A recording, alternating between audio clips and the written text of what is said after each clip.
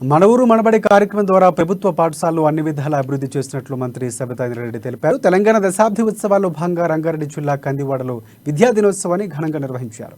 కందివాడలో ప్రాథమిక పాఠశాలలో మన ఊరు మనబడి పథకం కింద లక్షలతో ఆధునీకరించిన పాఠశాలలు వివిధ అభివృద్ధి పనులకు డిజిటల్ తరగతులను మంత్రి ప్రారంభించారు. విద్యార్థులకు నోట్ పుస్తకాలు, యూనిఫామ్స్ పంపిణీ చేశారు. రాష్ట్రం ఏర్పడిన తర్వాత పాఠశాల రూపురేఖలు మారిపోయాయని అన్నారు. ప్రతి పాఠశాలలో లైబ్రరీ కార్నర్లు ఏర్పాటు చేస్తున్నట్లు మంత్రి సబిత వివరించారు.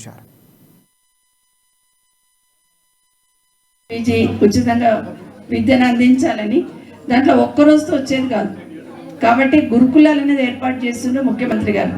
మొదటగా కొన్ని గురుకులాలు ఏర్పాటు చేసి ఈరోజు 1200 పైచిలకు గురుకులాలు మన రాష్ట్రంలో ఉన్నాయి.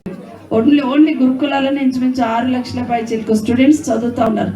ఒక్కరొక్కరి మీద 1,20,000 ఖర్చు పెట్టి అక్కడికి వెళ్తే చాలు పిల్లలు బాగుంటారు, అన్ని రకాలుగా బాగుంటుంది మా పిల్లలకి అనే నమ్మకం, విశ్వాసం కలిగించిన ప్రభుత్వం కేసీఆర్ గారి ప్రభుత్వం. కాబట్టి ఈరోజు దాన్ని 10th వరకే వదిలేయకుండా 1200 పైచిలకు గురుకులాలలో కూడా అప్గ్రేడ్ చేసి ఇంటర్మీడియట్ పెట్టడం జరిగింది. ఎందుకంటే ఇప్పుడు 10th కంప్లీట్ అయిన తర్వాత పిల్లలు ఎక్కడ పోతారు మళ్ళీ, కాబట్టి అక్కడనే పెట్టడం జరిగింది. అట్లాగే డిగ్రీ కూడా అప్గ్రేడ్ చేయడం జరిగింది. డిగ్రీలో అయితే ఒక 90 కాలేజ్ గురుకులాలలో డిగ్రీ అప్గ్రేడ్ చేస్తే దాంట్లో 52 డిగ్రీ కాలేజీలు స్పెసిఫిక్గా అమ్మాయిల కోసం, అందులో SC ST అమ్మాయిల కోసం పెట్టారు. పీజీ ఉచితంగా విద్యను అందించాలని దాంట్లో ఒక్కరోజుతో వచ్చేది కాదు కాబట్టి గురుకులాలు అనేది ఏర్పాటు చేస్తుండే ముఖ్యమంత్రి గారు.